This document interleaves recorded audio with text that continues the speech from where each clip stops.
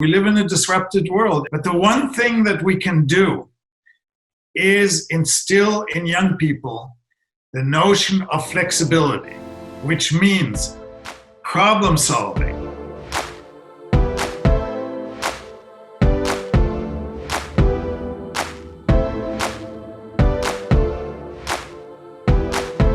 Hello, everybody. My name is Samir Mansour. Good evening, good morning, and good afternoon to wherever you are all joining from around the world. It's a great honor for me to host you all today from our quarantined headquarters here in Washington, D.C. Thank you all for joining our COVID-19 response for parents, teachers, and caregivers.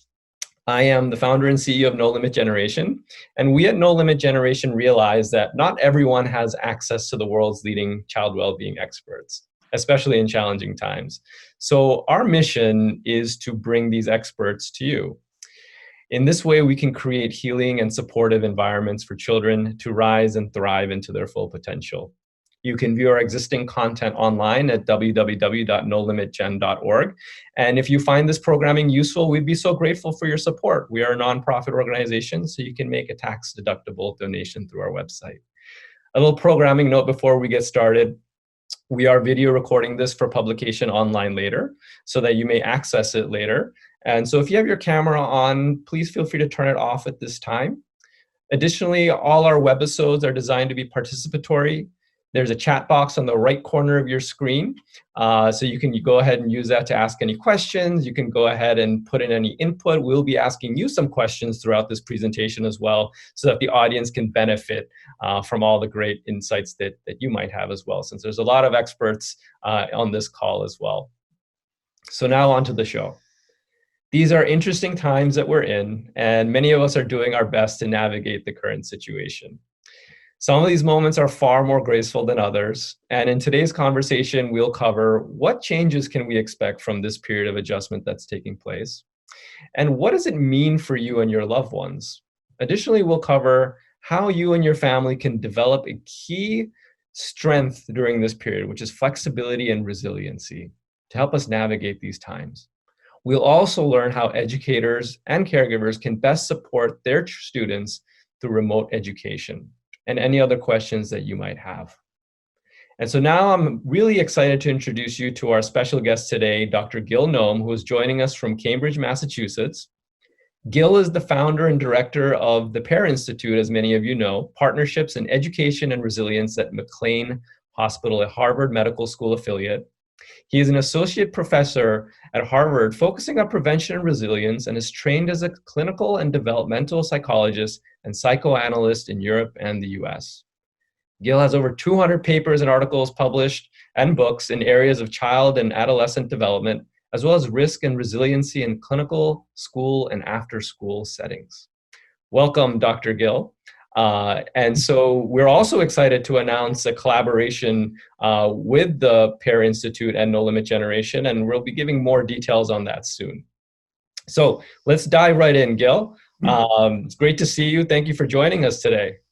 Thank you, Samir. That's a great introduction. I really appreciate it. And I am looking forward to our work together in the future, because I think your work is amazing. And I'm not just saying this because you're right here, but finding ways to use videography and experts to reach out really to the world and to the practitioners around the world who work around issues of trauma, well-being, and student and child support is just very important, and a great way in which we will come together. I will just put up, because I'm in charge of this, this part, which is always dangerous. Let's see. I'm supposed to share my screen. Gil has made a special presentation for us today. Yeah, but it's one of those things you have to all know that is, let's see. Can you see this? No. Hold on one second. I have to do this differently. So I'm going to share my screen. And so now you should be a share. Okay. There we go. Perfect. Thank you. Okay. So Gil, the world is a very different place today, than it was a few weeks ago. There's over 2.5 billion people in quarantine. And I know that many of us are itching to go back to our old lives, yet you have a really interesting take on all this, which is this: we can't go back to the old way of doing things, because if we did, we wouldn't have learned much from all of this. And many of the changes that we're all going through, in fact, right now, might be here to stay. So Gil, can you tell us more about this, and what changes do you see lasting beyond our quarantined lives? Yeah, so obviously I've thought about this, and some of these questions I had beforehand. Some of the questions I'm sure will be spontaneous to test my flexibility. But I've been giving this a lot of thought, and I would like really everyone to think about this. There's a way in which I think on the one hand, I would love to be able to say, don't let a crisis kind of unused. Let it be used in a productive way.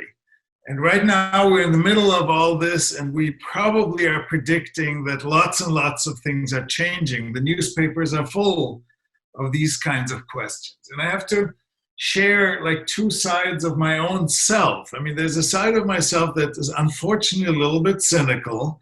I mean, just seeing kind of people running around and say, liberate Wisconsin. I mean, like, where are we living? I just will feel like this can't be the USA. I mean, this is like, liberate ourselves so we can all get sick and make our neighbors sick.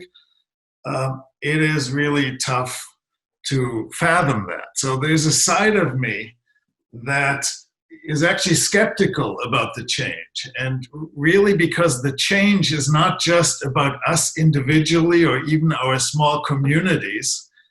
I mean, that is, like Gandhi says, that is where change begins, and we are our change. All that's true.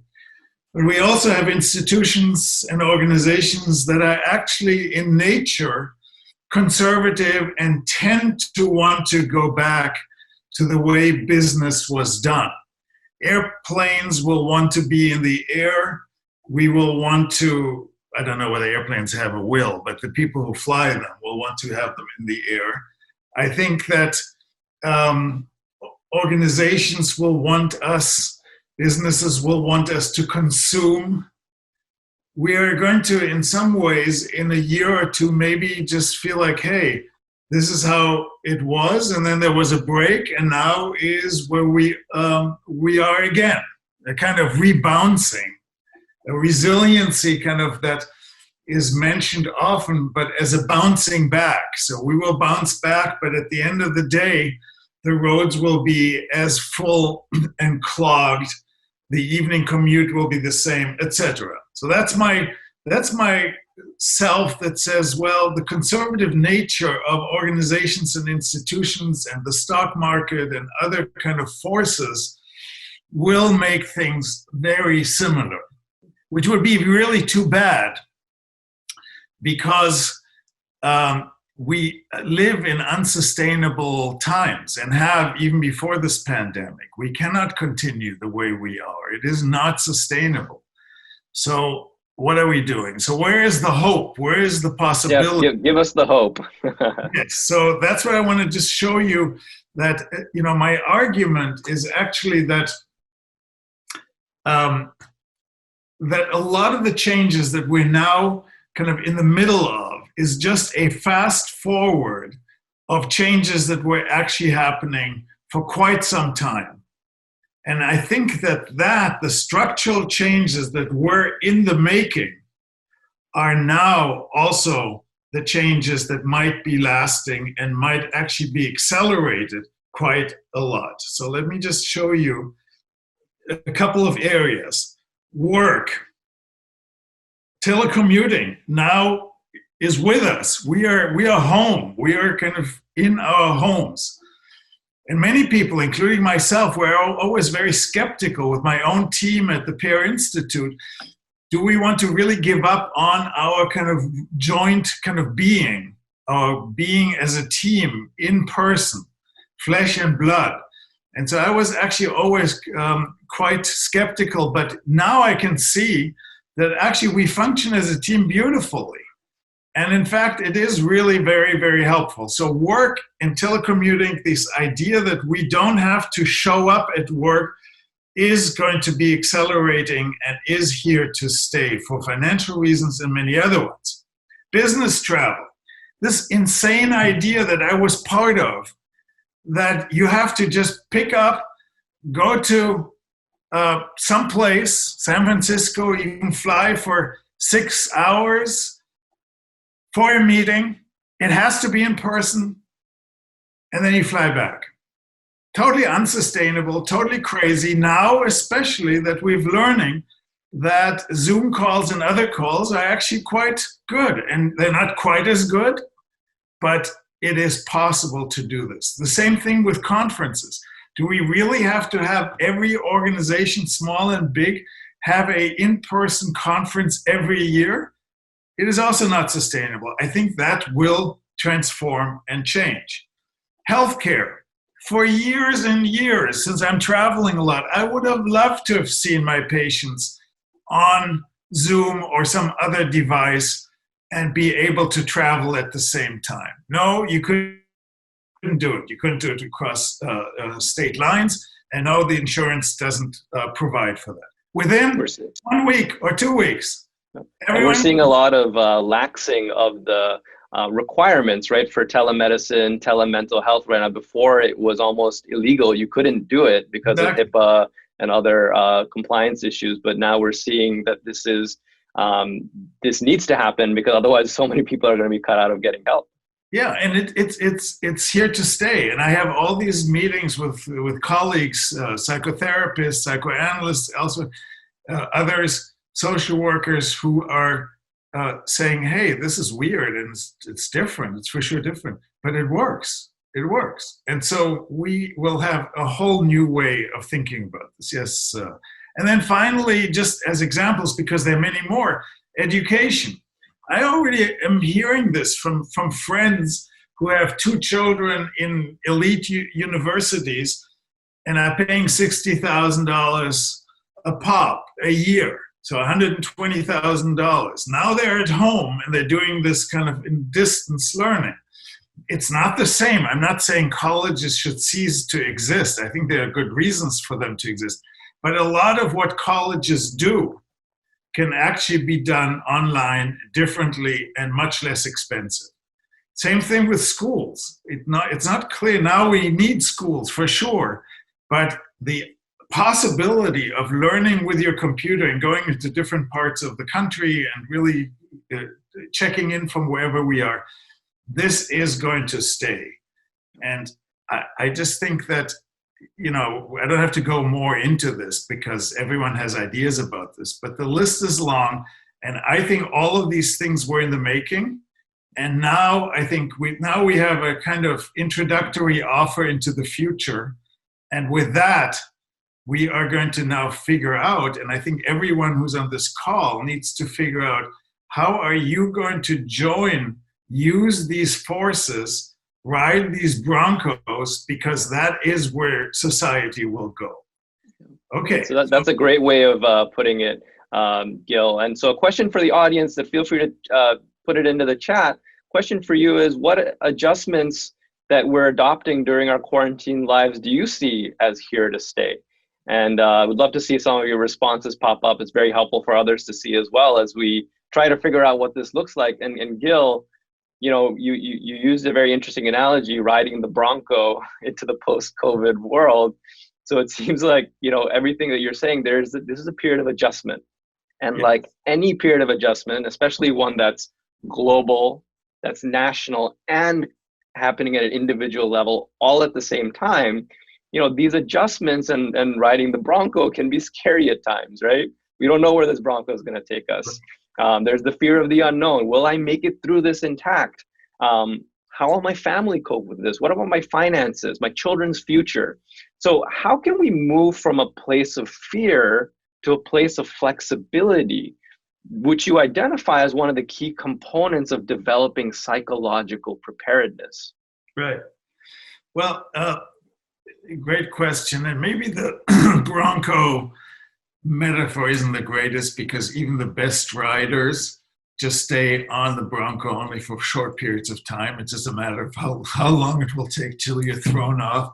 So maybe we should have some kind of more graceful metaphor of a horse, which goes back to Freud, who always felt like that the id is the horse and the rider is the ego, the little rider that has a lot of power. And it's similar here, that we have to figure out where are the trends and how do we actually then adjust to the trends flexibly, gracefully, but also forcefully. And I think one thing that I haven't mentioned here, which is the introduction to the answer, is that all of these things that you see on the screen, they're all computer-based, obviously, and they're all artificial intelligence oriented, and we're just in the beginning of that revolution.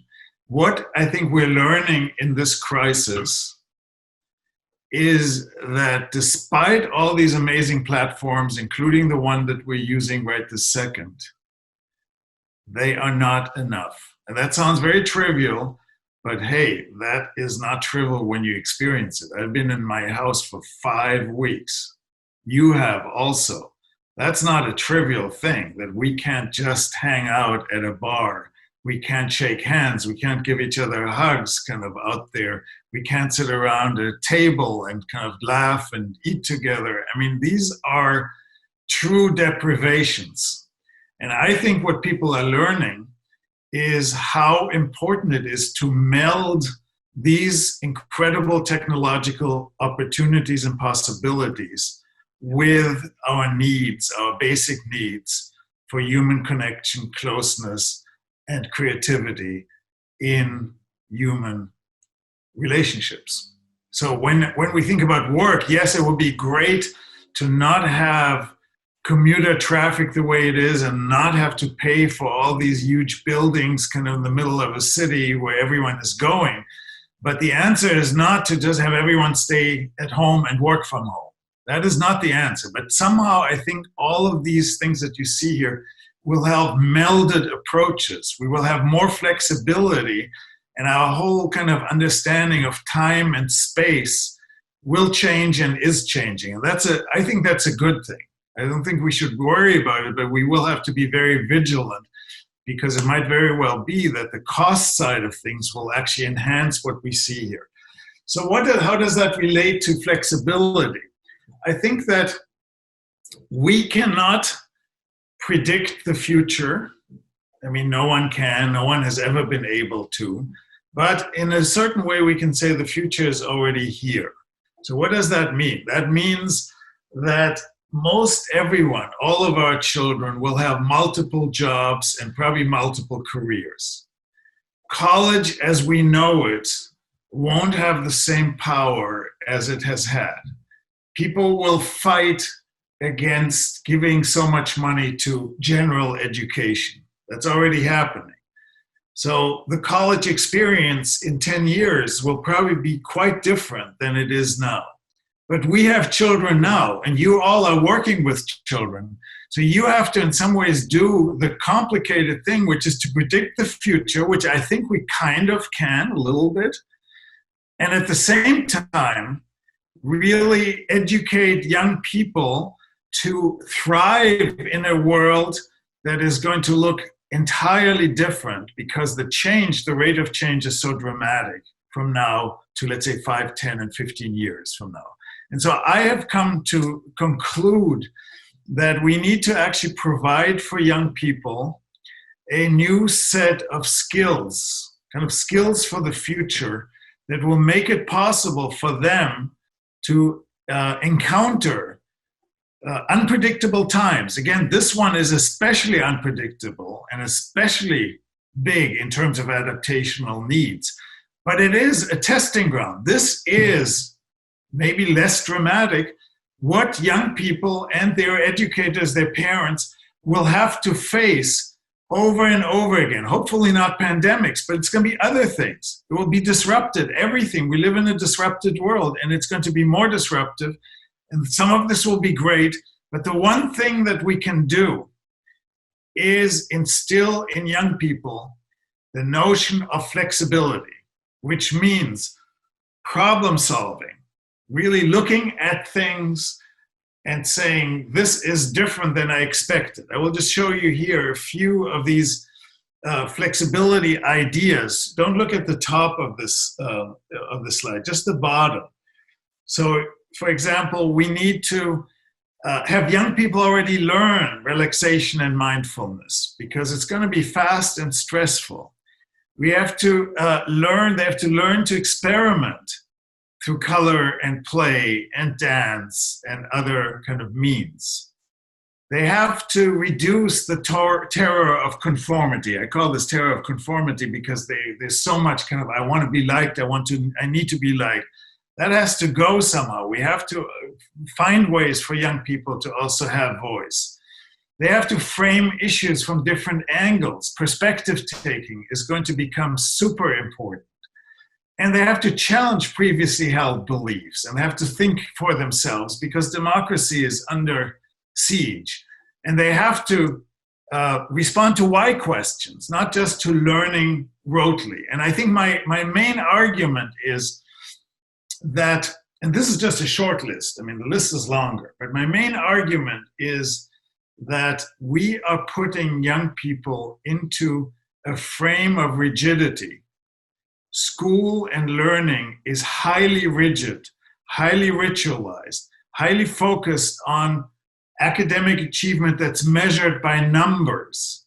And that is not what the future of young people, what they need. It is really exactly what they don't need. They need facts, they need to know how to analyze, all that's clear, and they need to know how to read.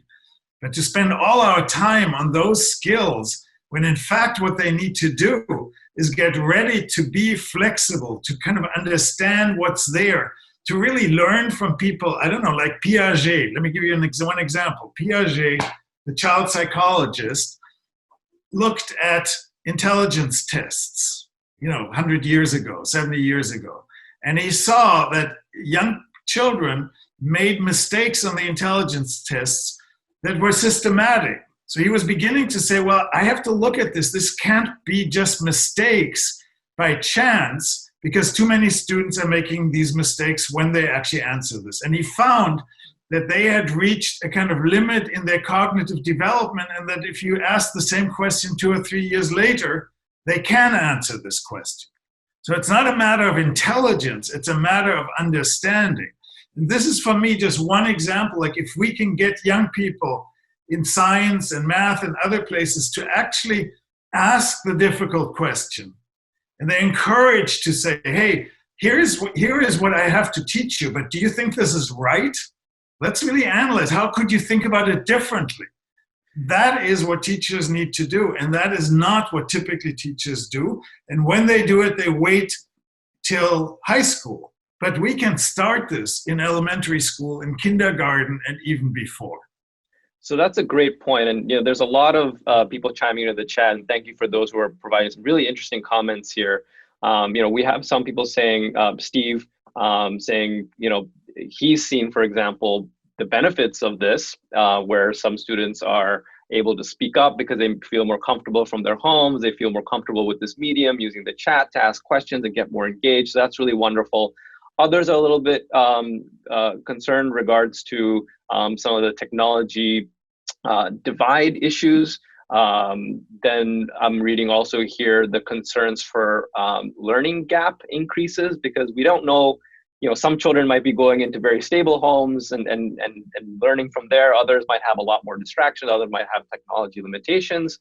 Another very interesting question here is, as a result of this paradigm shift, there might be some teachers who are trying to break the Bronco and keep the learning on campus and in person. How do you navigate those challenges as well? So I think there's a lot of questions, really great questions coming, and understanding how can this transition happen gracefully. There's a relational component to this between parents and teachers. There's a relationship component to this with teachers and children. So I know that I just put out a lot there. And the audience is very engaged on this point, but so feel free to start where you want to, given all those darts I just threw at you. Yeah, no, I think that I actually agree with, and I'm glad that we are having this discussion at this kind of somewhat meta level for a while, and then kind of go to the nitty gritty also, because I agree that the issue of social inequality is one of the greatest challenges coming into this crisis and leaving this crisis and building a kind of new world. New world is maybe a little extreme to say that, but kind of new frames that people will use. And I don't have the answer for this, except with AI, this is much bigger than this crisis. It just, the crisis reveals it. With AI taking over more and more jobs, and now even kind of middle class and upper middle class, kind of white collar jobs, it will be the privilege to know how to navigate these data flows and see patterns within this data, and then kind of entrepreneurially kind of shape them to in a direction they think they can monetize this. They will be the winners. So we have to do everything we can to not just allow kind of social capital and capital of the family, not only financial, but also cultural capital, to be the determinant of who will make it. And I think if we just let things develop as they are, it is going to be that the rich and powerful will actually concentrate more and more power in their hands. So we have a real big job there.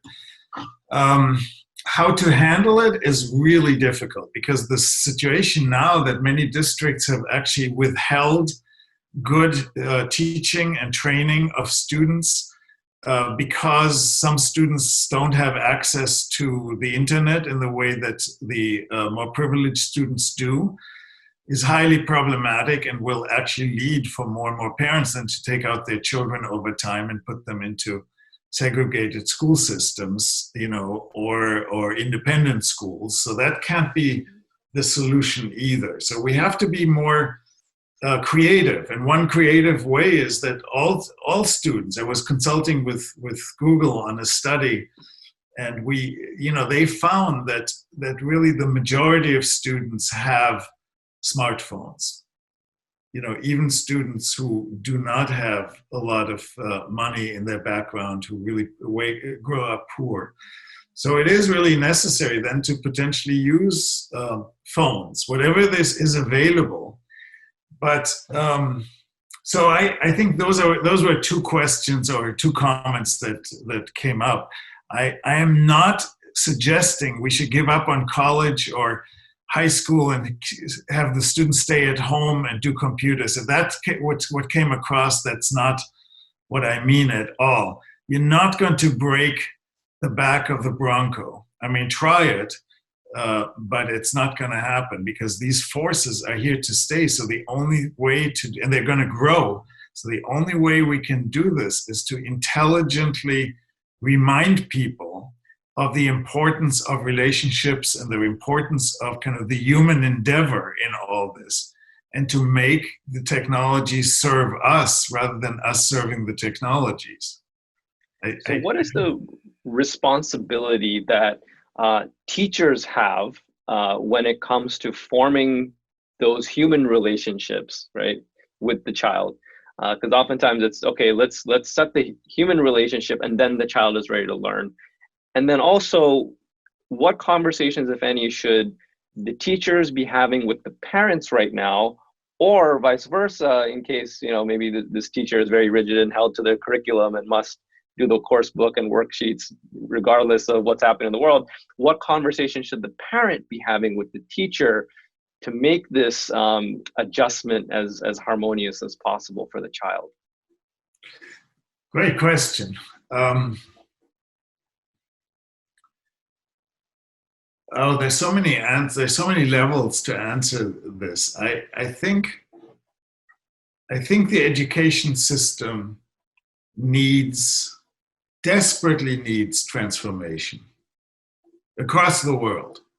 It's actually even worse in Asian countries where the test is a kind of holy grail and is all determining whether you're making it into the next level and how you make it into the next level.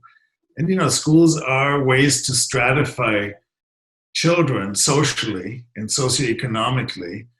And, you know, the more you use tests, the more that happens, even though it looks on the surface that you're kind of making it a meritocracy. But that's not the case, because who has the money for tutoring, the extra tutoring? And you really bastardize, and I'm not saying all of Asia, that's not the case. We're doing it. PISA, all the countries in the world have now, you know, started this whole competition around test scores. And again, I'm not totally against test scores. I think they're kind of an important piece, but they're destructive if you use them individually. If you look at them for like a school or a district, they can be useful information. But what they have done is, for really the last 20 years, perverted the education system away from flexibility, because ultimately if the test becomes the norm, you've given up on flexibility. You give the teachers a little bit of potential to actually, you know, teach to the test differently, but ultimately they're judged by something that everyone has to be able to answer. So I believe that it's really high time to change the whole way in which we create flexibility, which means students choose topics they really want to learn. They have projects they want to do. They ask questions the way I just mentioned earlier. And let me just, for 1 second, just look at the crisis right now and show you how it reveals the need for a real change in attitude. Because what we have is that big systems, first of all, they were not prepared. Okay, so that, I have a problem with that no one ever thought maybe we should have platforms that could work in case there is going to be a problem one day. But okay, I don't want to be too strict. Second, once the problem was there, chaos. Not everywhere, but in most places. What are we doing? How are we doing it? But then what, instead of this moment where young people's minds are open, they are scared, they are interested, they want to know. I mean, try to tell young people, hey, I want to tell you about the Depression, the Great Depression, and their eyes typically roll. But now they don't roll. They say, oh, what happened? The 1918 pandemic. I want to know what happened in 1918. Why was Philadelphia in such trouble back then? And why were other cities less in trouble? Those are the questions. That's where they live right now. They have an open mind. And what do? We find some workbooks. We send those workbooks home because we need to pretend that we're teaching. We're actually being told by the state departments across the country, it is not about learning right now new things. It is about just not losing what you've learned. This is in March. I mean, just imagine that. Just imagine what you're really saying to young people about their education. It makes no sense. And I understand all the reasons and all the equity issues. I understand it, but it takes away from teachers to really be creative, to let the juices flow. Call them up. I mean, many of the teachers we talk to, many of the students we talk to, my team especially, say they have not talked to their teacher. The students say they have not talked to their teacher yet, not one-on-one. What an opportunity for a teacher to be a human being who's also suffering, who's also anxious, to say, hey, I want to connect. I want to be human with you. Why don't we do that? Why is that such a big deal? And I think it's a big deal because our whole education system does not provide enough space. It has a lot of motivation. The teachers come into the profession because they want that. But once they're in it, we are so focused on roles, on authority, on pressure, on reaching those test scores, that we have lost the humanity of the learner and the teacher in the kind of traditional, like, again, Asian, positive Asian way, that the teacher is revered, is looked at as a person who really represents society in its best way. And I want to end there because I'm sure you have other questions, that we now have the opportunity as we go back to, when we go back, that first of all, parents will recognize how desperately they need schools. I mean, if any parent was critical of schools,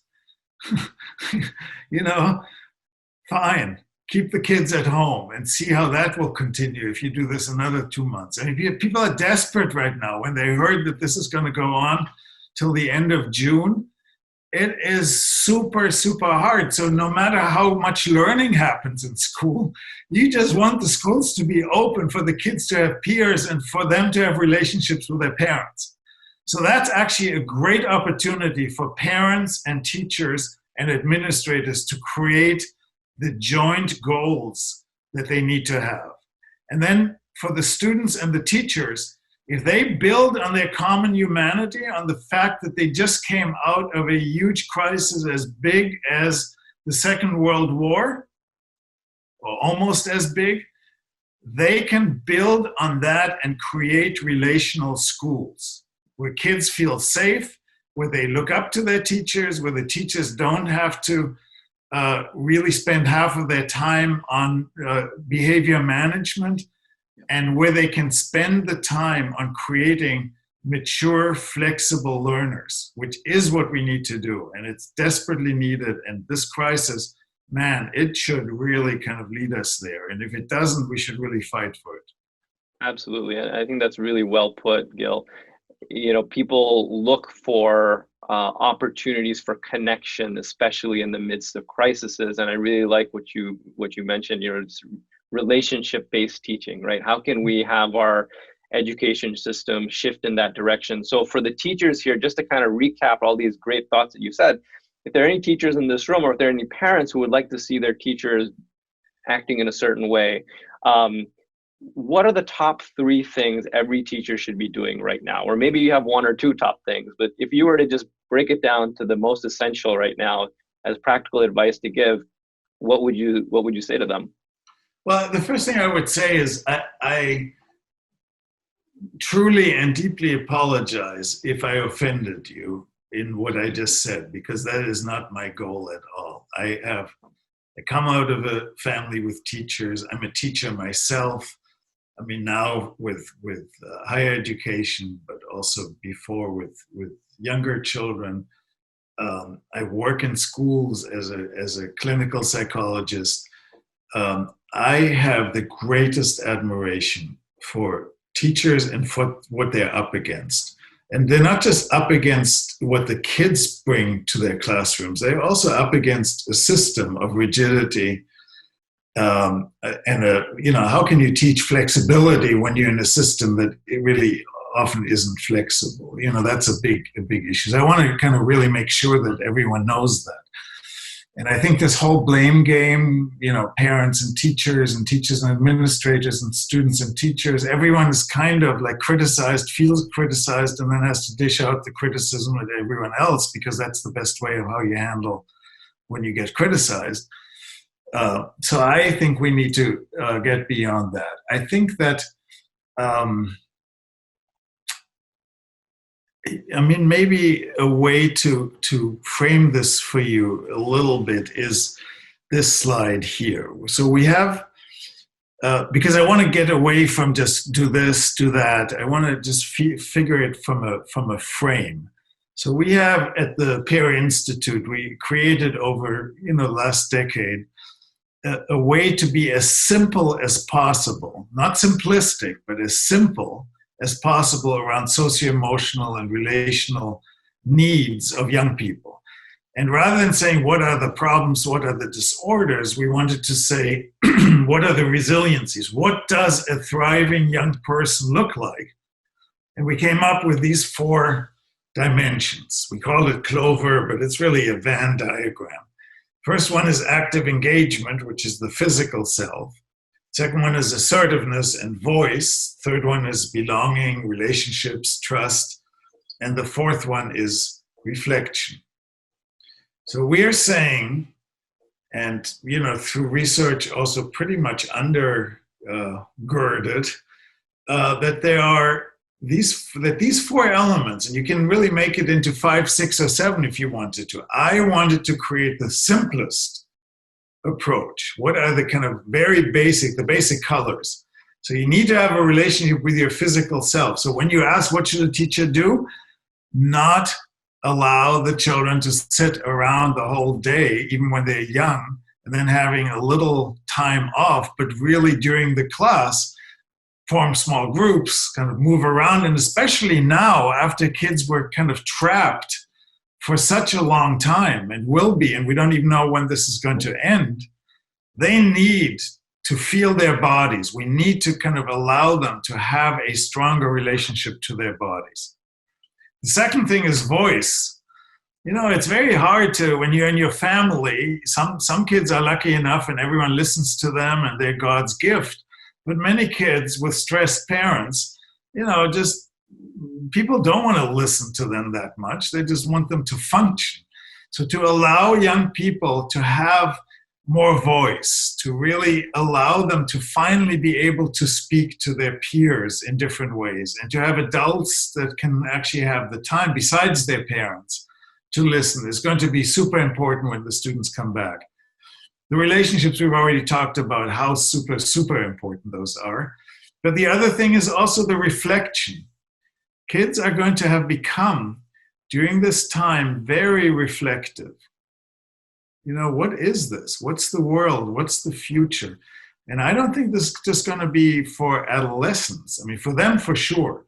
But also younger children will have a kind of reflective, a lot of whys about this world.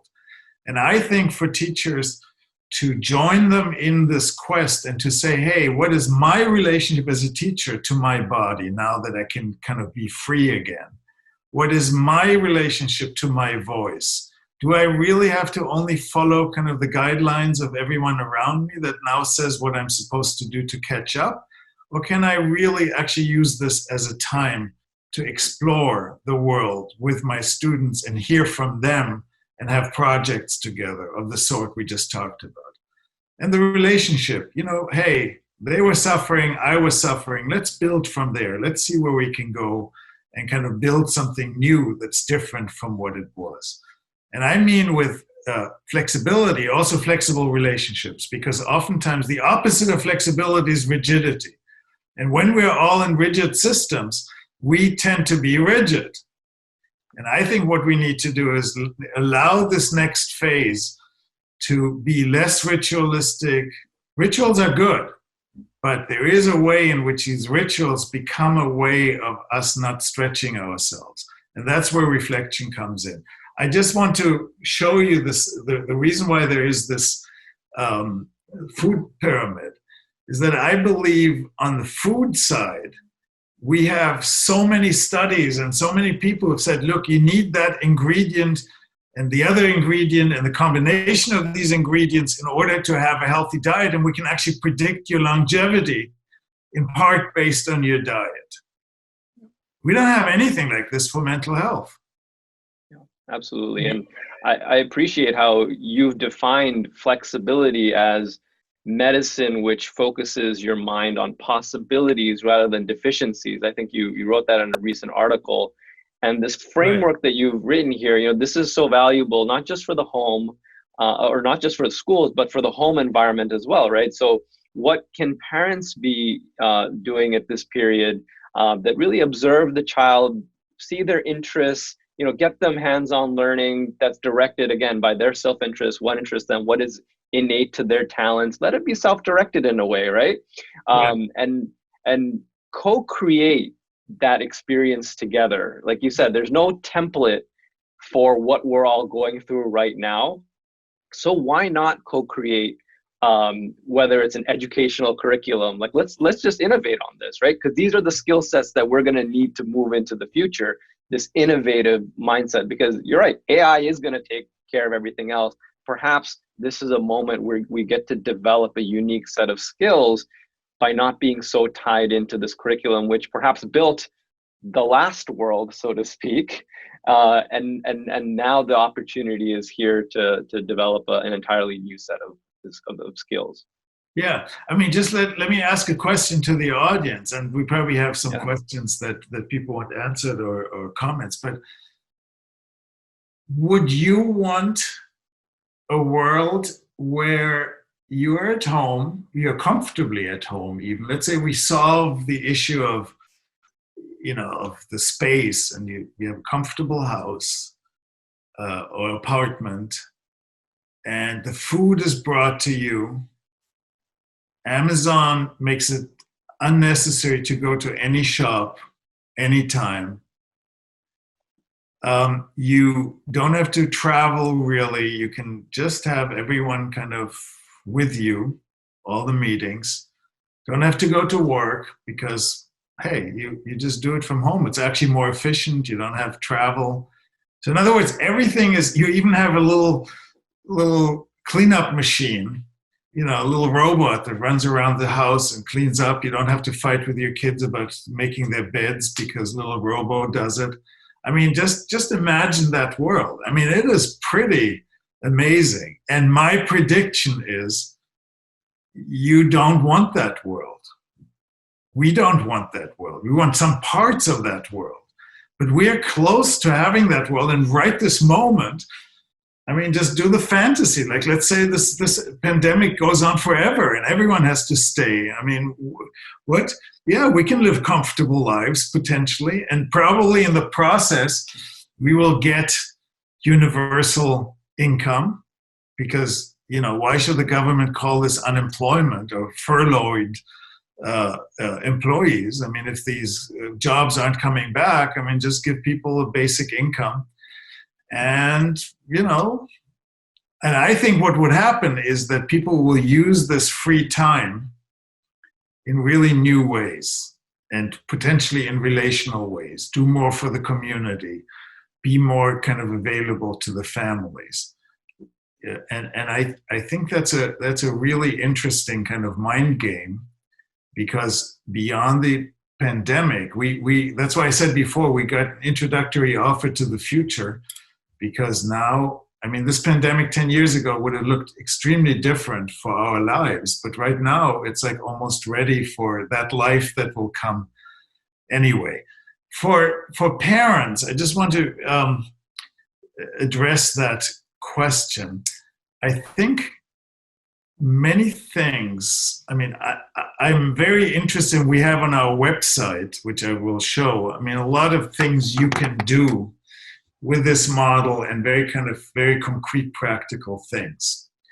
But as a developmental psychologist, I look at this very much of the question of what do you do at different ages. So with a young child, these young children are so incredibly creative, and their magical thinking is just wonderful. Right? Who wouldn't want to be back in this time when you believed in Santa Claus and were waiting up at night and, what's he going to bring? And yeah, it was a he. I'm sorry, this is not sexism kind of that I invented. And you look at a picture of a young child or the movements of a young child, and they're just so without prohibitions and so fluid, and they're just so creative and so like an abstract painter. I mean, ready to kind of go to a museum. And, you don't have to worry about flexibility. The only thing you have to do is, as an adult, is to make the time, and that's very hard, I realize that, to just go on your knees and on your behind and sit down and kind of let the child guide. And then from time to time, kind of introduce new ideas so it remains flexible. And yes, a child like that can become already somewhat rigid, but it's much easier to keep the flexibility going. And the rigidity comes up in play, that they want to play the same thing all over again. And that's why I think computer games are so dangerous for young children, because they are so repetitive and ritualistic. And you've got to allow that flexibility kind of. That is the moment when flexibility, the foundation of flexibility is formed. And then with middle childhood, I mean, those kids are actually by definition a little rigid. They get into rules and into, what's right and what's wrong. Are you allowed to do this? Are you not allowed to do this? What's the, tallest mountain in the world? That's not like for negotiation. There's no flexibility there. There's a right or wrong answer. And so there, I think it's very important for parents to allow that, not fight that. But, and I remember, by the way, just a little example of this. I remember playing Scrabble with my, latency age, 10-year-olds, 11-year-olds boys when they were younger. And I tried as an experiment the idea of what if we give points for creating new words, rather than just points for getting the right word. And they would not talk to me basically for 24 hours because they thought that was, so ridiculous as an idea. And I was just trying to do this in order to win because I was cheating, basically. They were thinking that I was cheating. So the idea that you can actually flexibly create this was just out of the question. So what do you do in order to kind of counterbalance that type of normative rigidity, as we could call it? I was thinking about this in preparation for today. Like, for example, if you go on a soccer field with your girl or your boy as a parent, just change the format. Just make it so that they can't predict where the ball is going to come from, so that they will have to, in the last minute, reposition their bodies. That is kind of training for flexibility. So don't just kick the ball in the same way, totally predictable.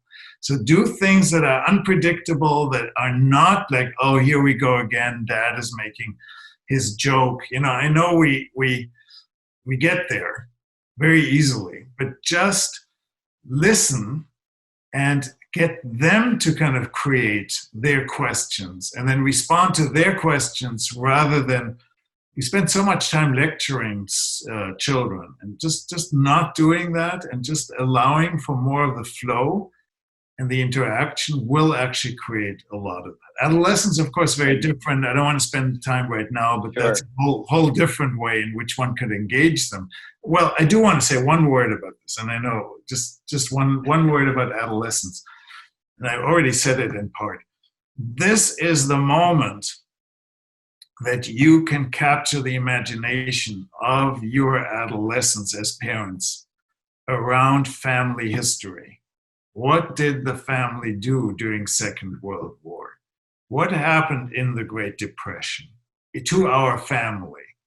Usually kids are not like super interested. I mean, they're somewhat interested, but they get more interested over time. And especially once they're adults, they want to know a lot. But right now, you have a chance. You have a chance to have their ear and just use it well. And you might learn a lot yourself. So it's also a flexibility about your own history. Like my parents immigrated from Germany to Israel during the Nazi era.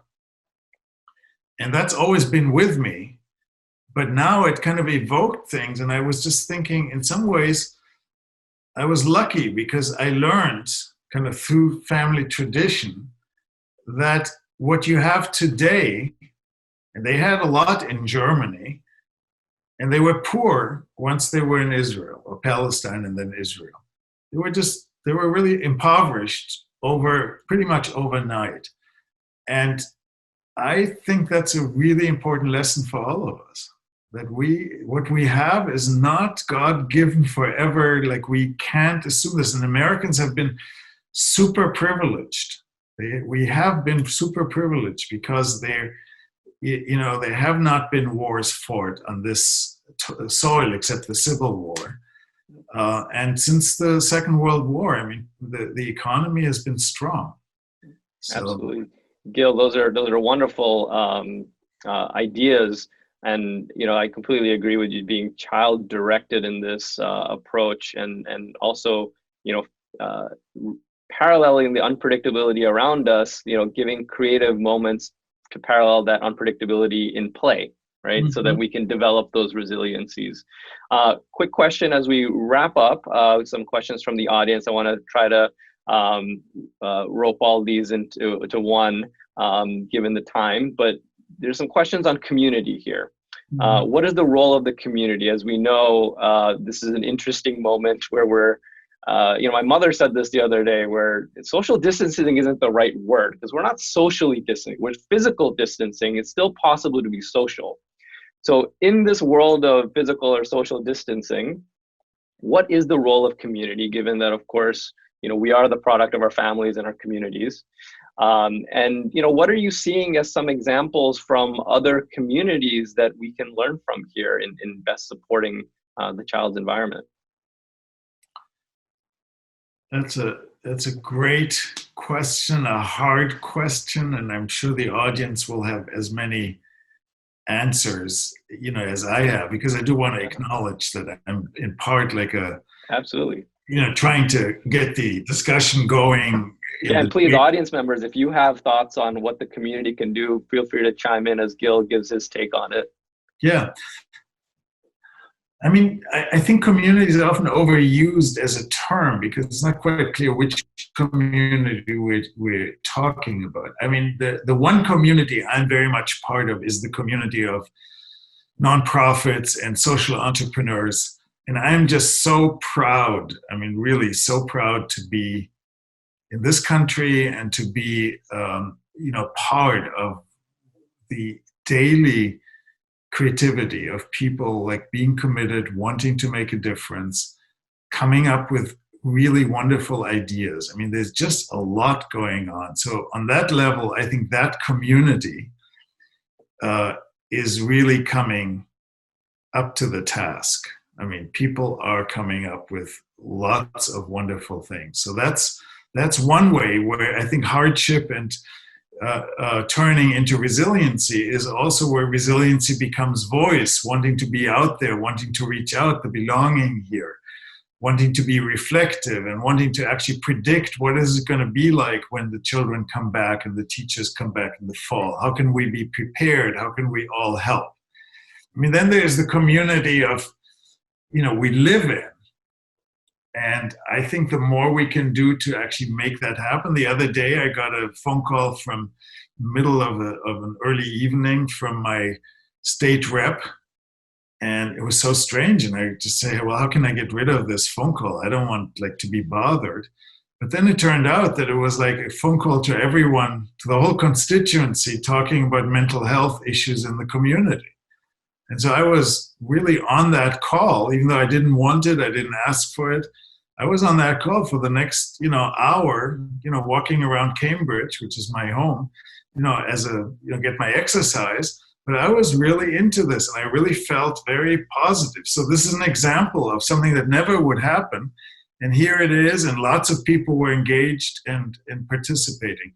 I think that, just to summarize this, I think the biggest challenge has been for us time. Kind of this whole bowling alone idea that we are so fragmented and have so little time. So maybe this phase and maybe the changes that I've kind of described will lead for us to have a new relationship with time. I mean, the one thing that I just want to share and end with is I'm very struck with the first couple of weeks were just, oh wow, it's a new thing. I mean, I can really do whatever I want to do in the evening. I can really kind of reimagine what life is like.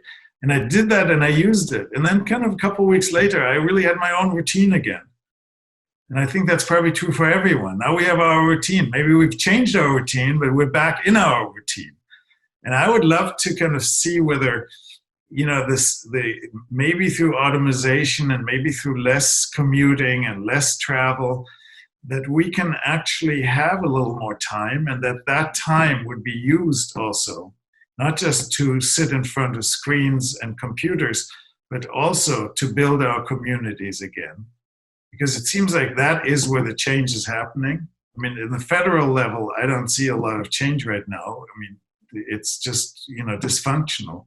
But what's interesting is that a lot of communities are very creative, and if we can use this time to build community, and you can just do it in small things, just get your friends together for dinner, on Zoom. We do this now every couple of times a week.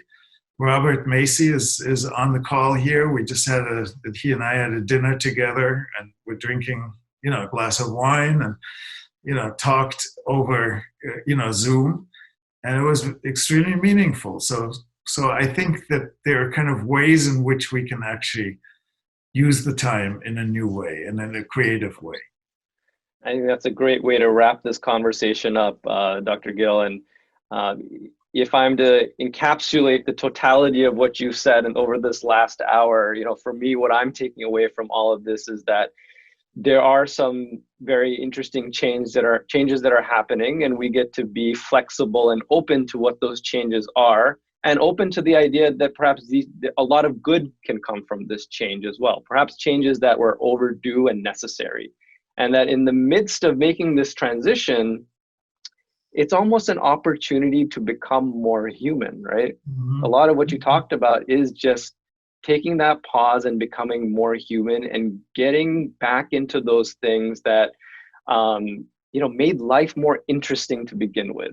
Mm-hmm. And so I think, you've given us some really great frameworks that we can adopt, in the education environment as well as the home environment, as we kind of handshake together these two worlds to come and serve the child in a better way. And I think that's what we're all trying to achieve here.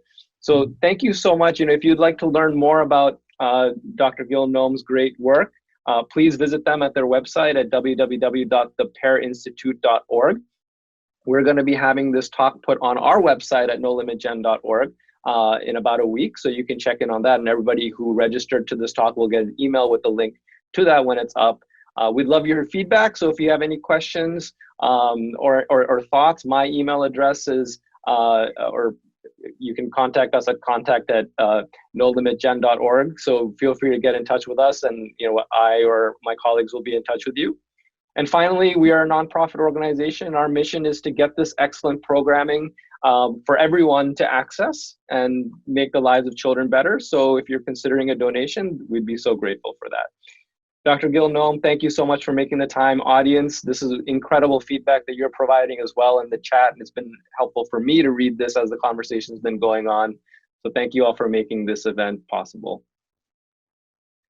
Thank you for organizing this, and also your final word about the humanity of all this. I think that's a really good. It captures a lot. Good. Well, thank you all. And take care and stay safe and healthy, everybody. Bye-bye. Bye, Dr. Gil. Bye.